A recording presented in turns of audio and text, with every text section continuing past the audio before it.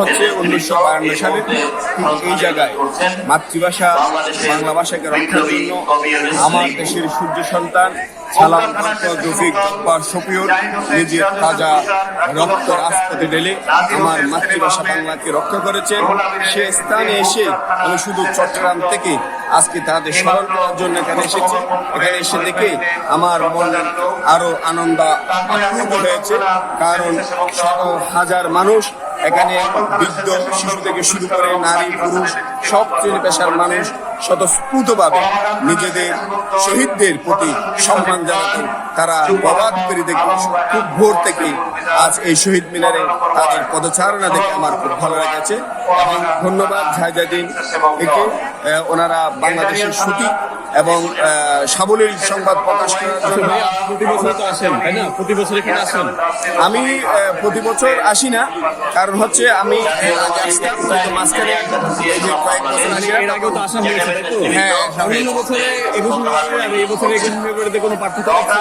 হ্যাঁ, অন্যান্য বছর 21 ফেব্রুয়ারি শুধু এক শ্রেণীর মানুষ যারা বাংলাদেশে দীর্ঘদিন 16 বছর মানুষের বাক স্বাধীনতা স্মরণ করে স্বৈরাচারী শাসনের মধ্য দিয়ে যারা এদেশের মানুষের বাক স্বাধীনতা এবং ব্যক্তি স্বাধীনতাকে যারা হরণ করেছিল, তারা শুধু এই শহীদ মিনারকে তাদের রাজনৈতিক কেন্দ্রে পরিণত করেছিল। কিন্তু আজকে আমরা যেটা দেখতে পাচ্ছি সেটা হচ্ছে সারা বাংলাদেশের সকল শ্রেণী পেশার সকল সংগঠনের মানুষ স্বতঃস্ফূর্তভাবে স্ব উদ্যোগে স্বাধীনভাবে আজকে এখানে তাদের শ্রদ্ধা নিবেদন করতে পারছেন আমাদের বীর সৈনিকদের প্রতি শহীদ মিনারের সুস্পষ্টতার মধ্য দিয়ে।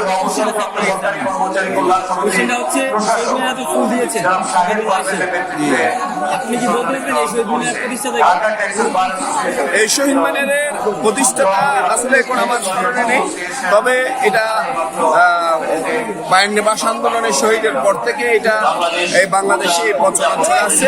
ধীরে ধীরে এটা আন্তর্জাতিক পর্যায়ে চলে গেছে এবং আমাদের মাতৃভাষা বাংলা ভাষা আন্তর্জাতিক স্বীকৃতি পেয়েছে।